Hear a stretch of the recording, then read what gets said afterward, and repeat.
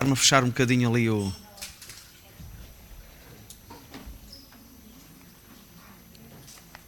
Posso testar aqui o som? Está bom? Ok.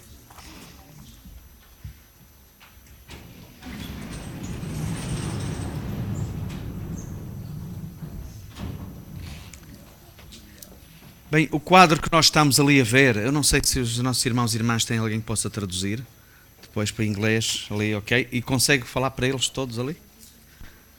Se alguém pudesse ajudar, a Cidália ou alguém, não sei, perto deles. Ok. Este é um quadro do século XVI, de um autor chamado Bruegel. Portanto, no século XVI, vocês imaginam, uma altura precisamente da Reforma, uma altura também de perseguições, e este quadro chama-se A Parábola dos Cegos.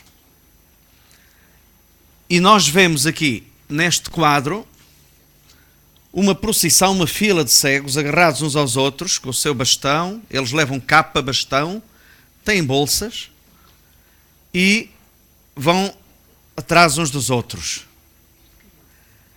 O que está à frente, que lidera, caiu. E eles estão à beira de um precipício. Tentam fazer um exercício muito difícil de não cair no precipício. Não há cores vivas. O que está aqui eles estão abandonados. Naquela terra não se vê mais ninguém a não ser os cegos.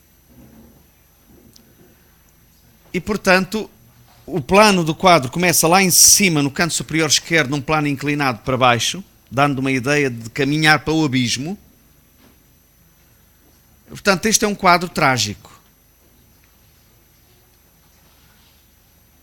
Eles têm olhos, mas não veem. E é um quadro trágico. O autor Bruegel inspirou-se ao fazer este quadro naquela palavra de Jesus que dizia dos fariseus: deixem-nos, porque eles são cegos que conduzem a outros cegos. E, portanto, cá está, quando os cegos se conduzem a outros cegos, é este precisamente o desfecho.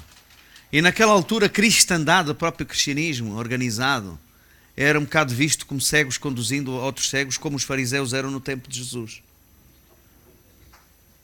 Tem lá uma igreja ao fundo, mas eles estão muito distantes da igreja. A igreja está fechada, mas é onde mais o sol bate, é um pouco para lá, mas eles estão longe, sozinhos e abandonados. O quadro vai ficar ali, projetado, enquanto eu faço uma breve exposição que se encontra em Marcos, no capítulo 10. Marcos, capítulo 10, versículos 46 a 52.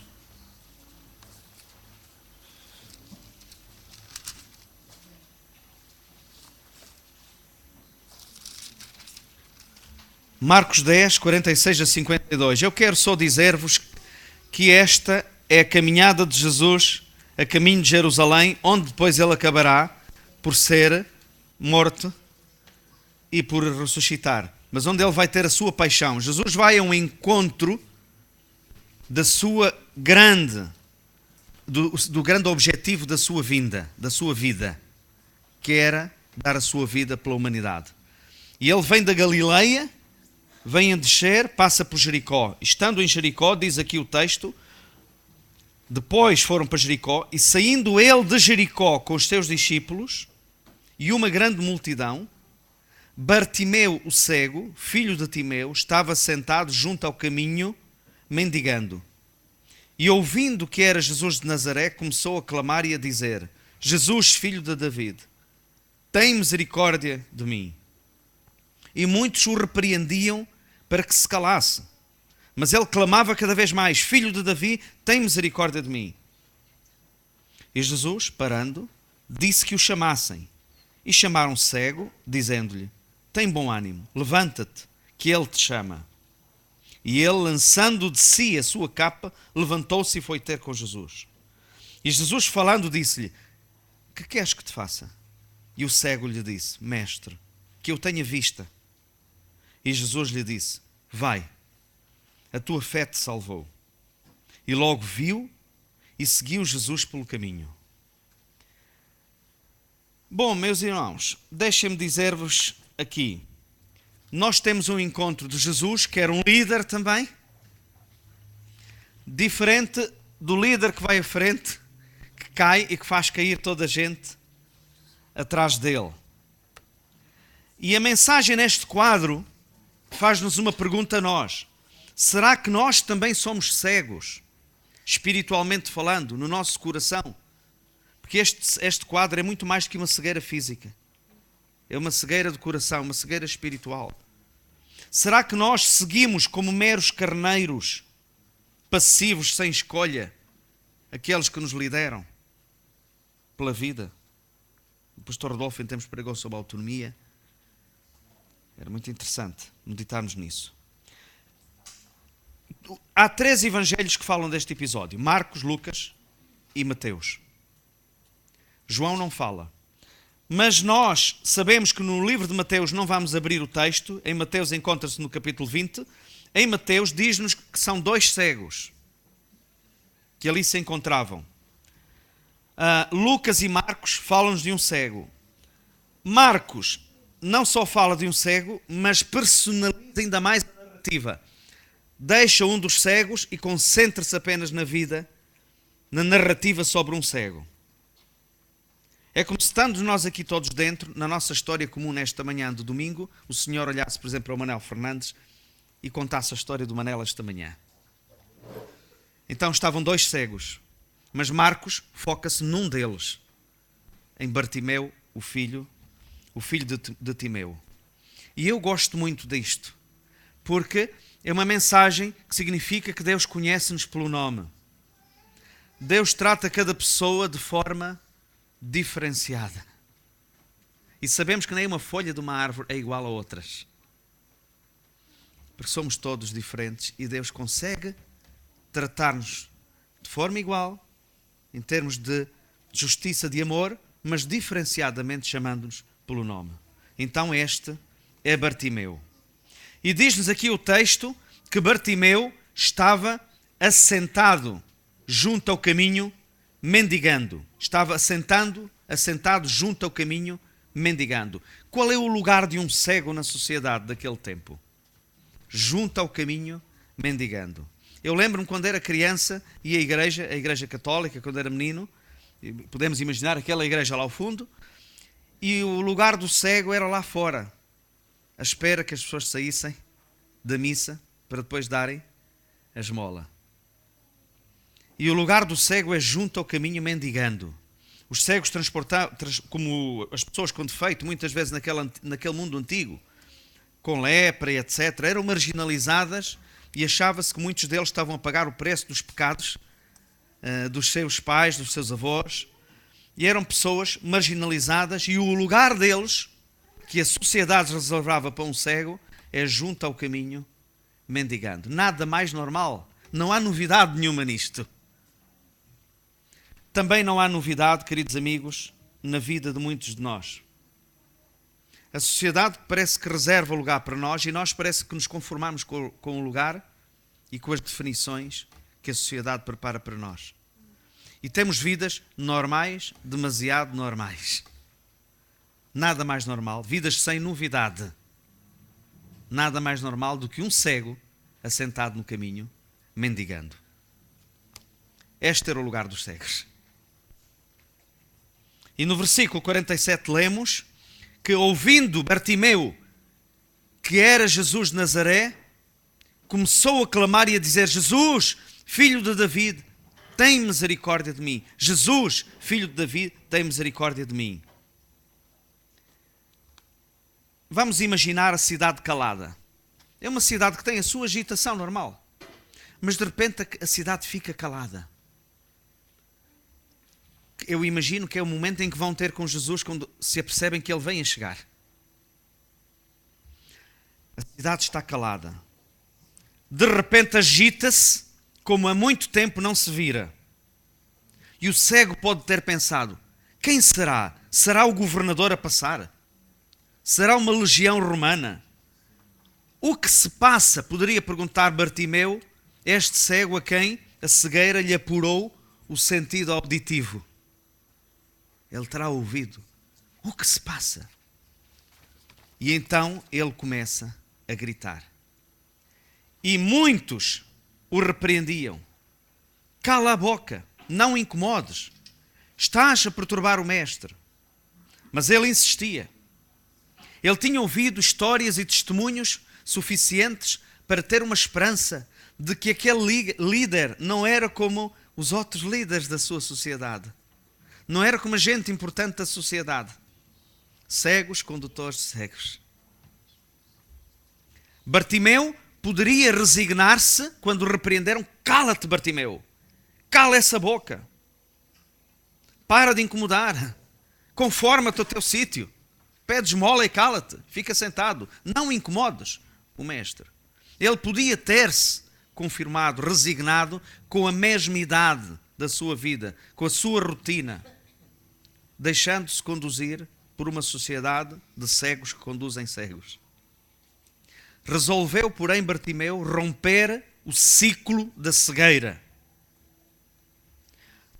Resolveu ousar quebrar com o círculo da cegueira, onde não há saída. E então ele ousou, ele não tinha nada a perder. Mais o mandavam calar, mais aumentava a voz. Filho de David, tem misericórdia de mim. Filho de David, tem misericórdia de mim.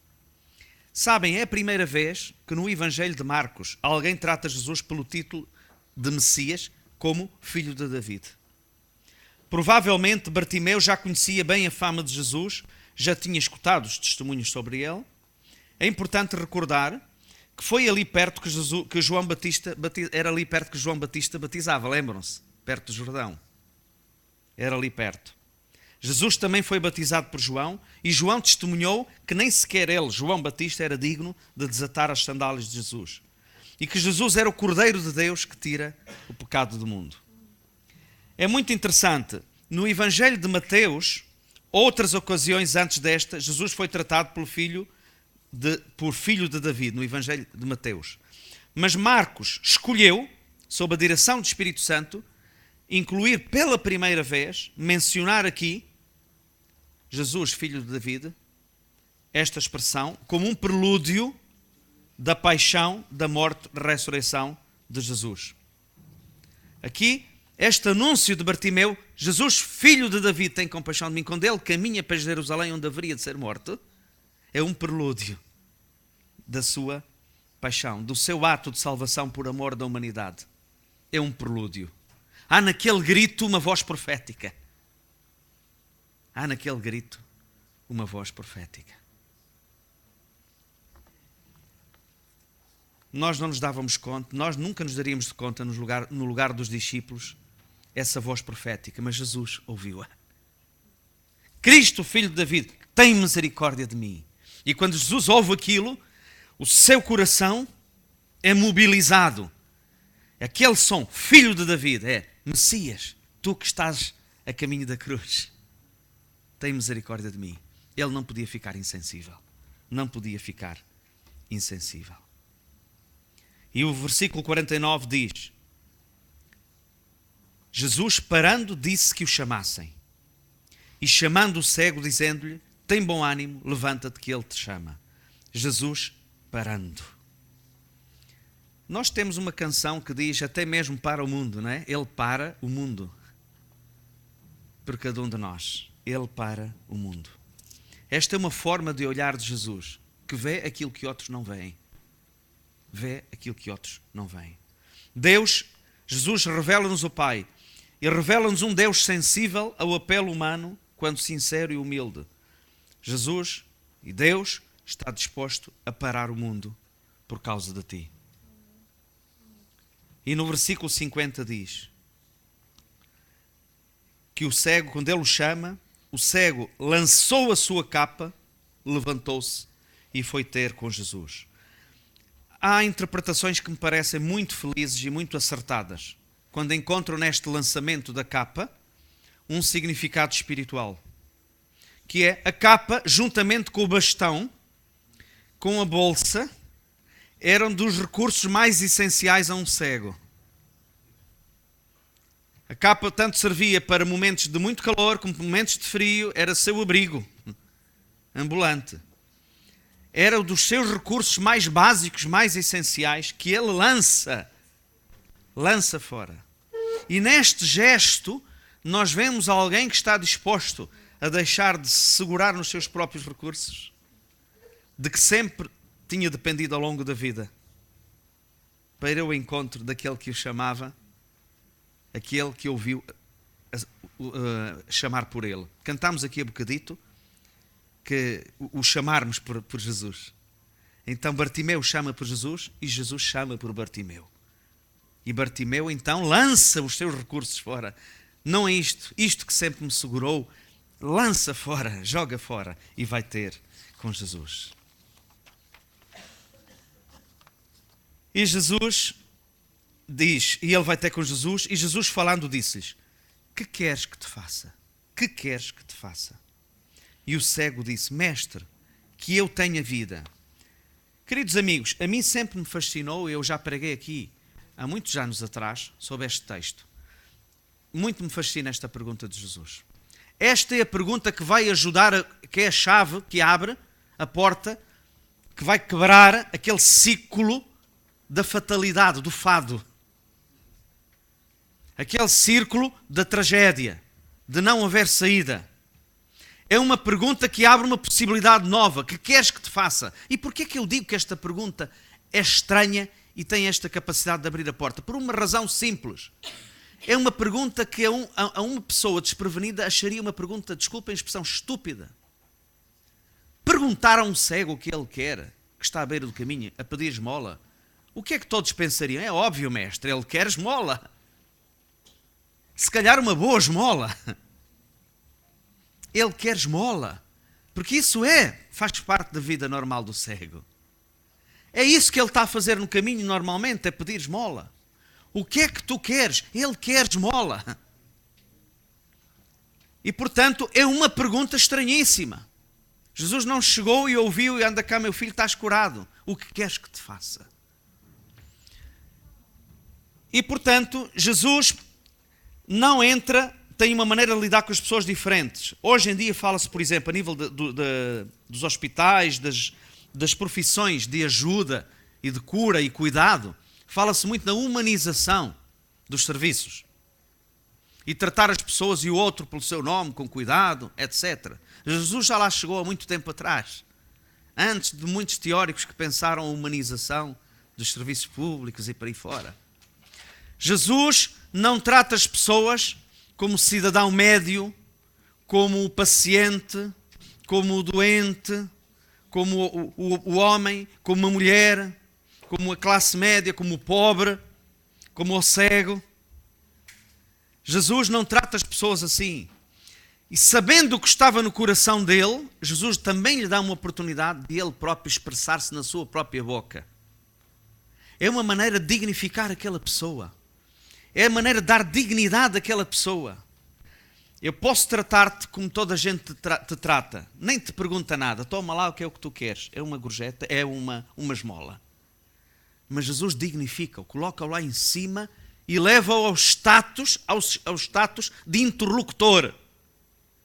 E diz-lhe, põe-no no mesmo nível e diz-me, o que queres que eu te faça? E dá-lhe a oportunidade dele verbalizar com a sua boca. Tratamento extraordinário de respeito pela dignidade daquele cego. Tratou-o com dignidade. Chamou-lhe pelo nome, de forma diferenciada. Que queres que eu te faça? E a mim comove muito isso. Porque não é assim que nós tratamos as pessoas. Nós julgamos as pessoas, pomos rótulos às pessoas. Tratamos as pessoas pelas ideias pré-concebidas. Pela forma como a sociedade as padronizou. É assim que tratam as pessoas. Mas Jesus não tratou aquele Bartimeu dessa maneira. Não é uma pessoa padronizada, um cego à beira do caminho a pedir esmola. É Bartimeu aquele que tem o direito de dizer, eu quero isto.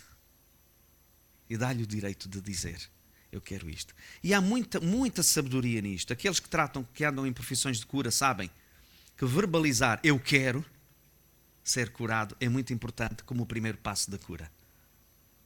Também há muita sabedoria. E Jesus chegou lá há muito tempo antes. E ele disse que eu tenha vista.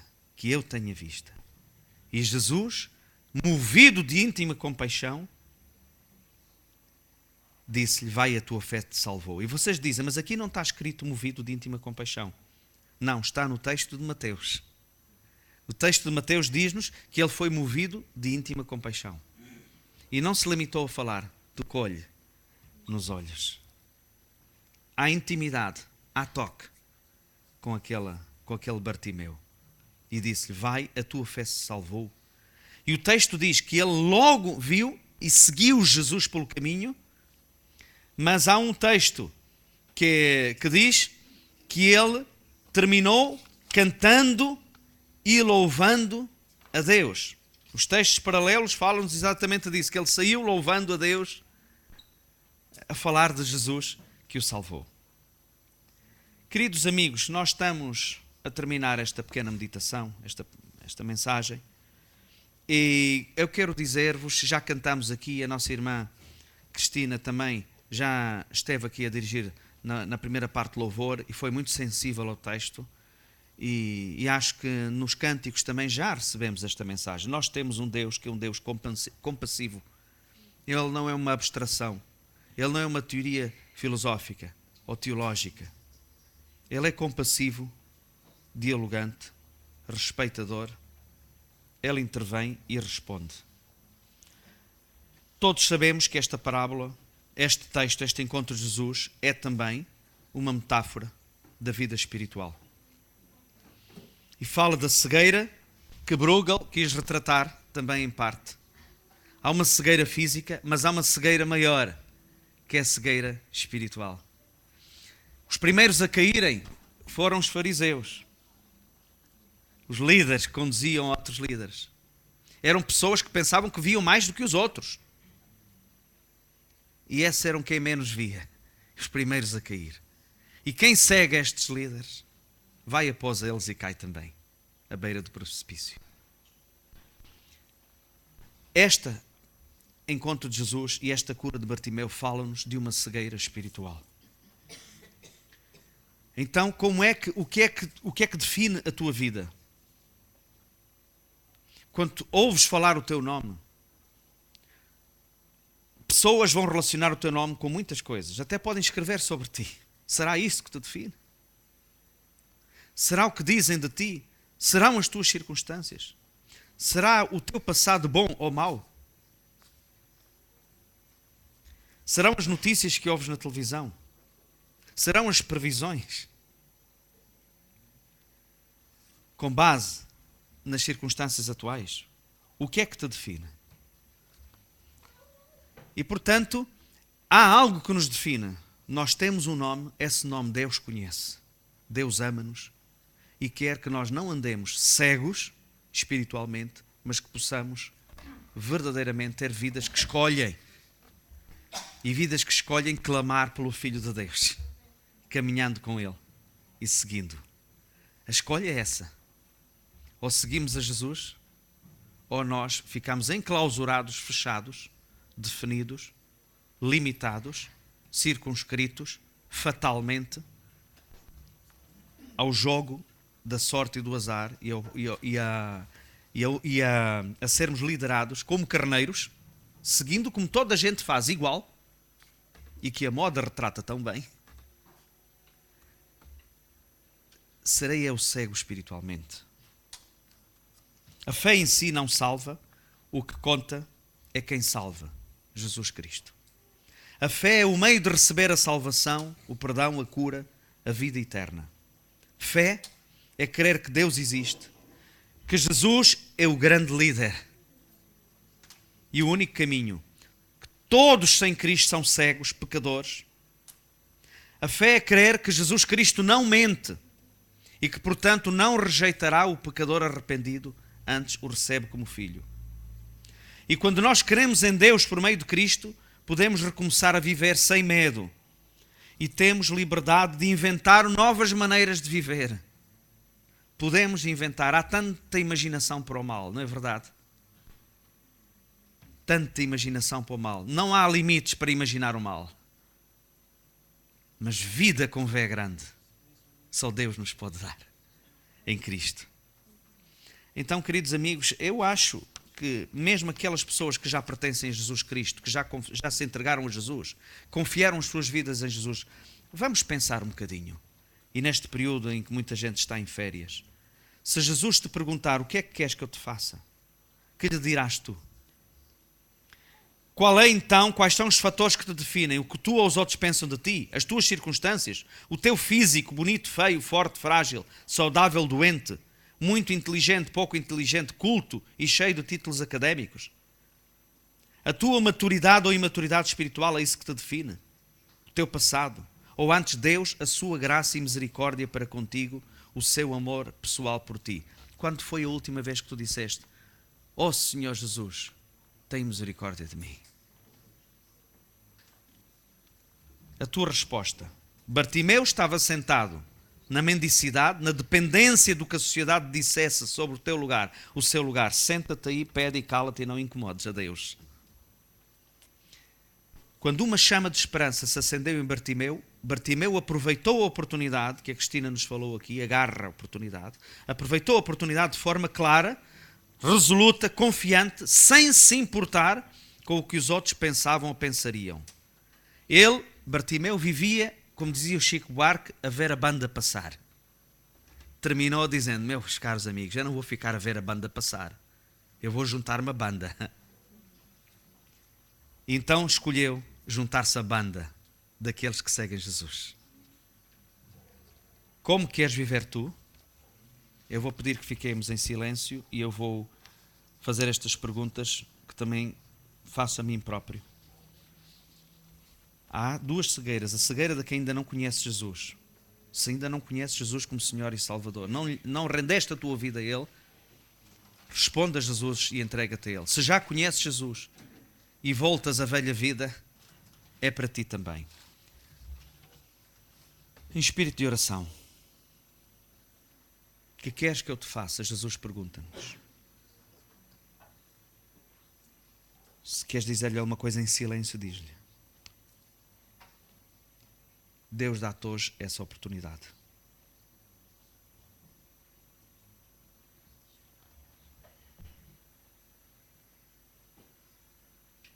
Vais continuar assentado no caminho ou vais escolher aceitar o convite de Jesus que te diz: eu ouvi o teu grito íntimo, existencial, mesmo em silêncio. Eu conheço o teu grito do teu coração. E a ti te digo: levanta-te, lança a tua capa, abandona o estares a tentar levar tu mesmo como Senhor da tua vida, seres tu própria solução para a tua vida. Deixa a tua capa. Deixa-te te agarrares aquilo em que te agarras para te sustentares aos teus velhos recursos. Vem a mim e diz-me que queres ser salvo, ajudado. Eu te abrirei os olhos, dar-te-ei nova vida e uma maneira nova de veres o mundo e a ti mesmo. Hoje é o dia da tua oportunidade. O amanhã não te pertence a ti. Não está nas tuas mãos determinar os teus dias. Conforma-te a ver a banda passar daqueles que seguem Cristo, ou junta-te à banda. Que o Senhor nos ajude a juntar-nos à banda daqueles que seguem ao Senhor Jesus Cristo. E muito obrigado, ó Deus, pela tua misericórdia para connosco. Nós juntos te agradecemos, porque tu és muito bom, Senhor. Muito obrigado, Senhor. Quebra o nosso egoísmo, a nossa resistência. Escuta o grito do nosso coração e ajuda-nos a quebrarmos o círculo da normalidade e irmos para águas mais profundas como cantamos nesta manhã. Amém.